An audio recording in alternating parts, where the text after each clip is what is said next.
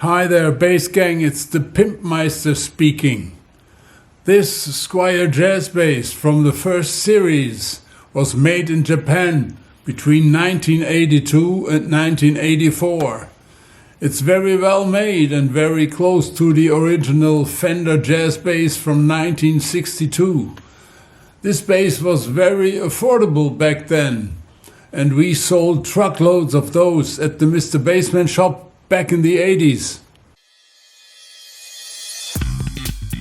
Some 40 years later, this bass came back to us in unplayable condition and with some mods that had not really worked out well. It really needed some tender love and care. It has an active ALEMBIC activator pickup set installed. I had one like that on one of my own jazz basses some 35 years ago. This set offers a parametric low-pass filter on the tone pot and could be dropped in with no woodworking, although the 9-volt battery had to fit in somewhere. So there was a 9-volt battery box installed on the back.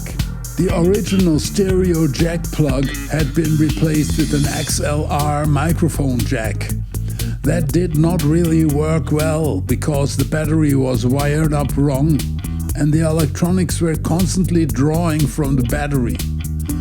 So the owner always had to take out the battery when not playing. We replaced the XLR with a Switchcraft stereo jack to make it work properly and save batteries. We tidied up the wiring while we were at it. I found Music Man Stingray knobs to be the right fit for the alembic pots.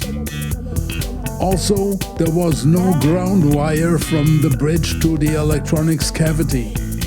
Original early Fender Jazz Basses had a strip of metal running from the bridge to the pickup for grounding. This was changed in 1963 or so.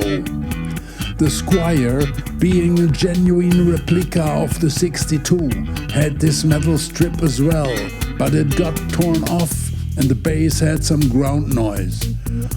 So we drilled a channel from the bridge to the cavity to run a proper ground wire to the electronics, and the problem was solved. Next, we did a fret job, oiled the fingerboard to bring back the healthy brown color of the rosewood, and did a complete setup because the action was way up high.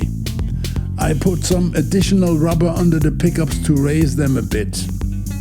Then I put a shim under the neck to improve the action and put pyramid fusion flats on. These strings work well on this bass, combining old school sounds with some modern funky slap tones.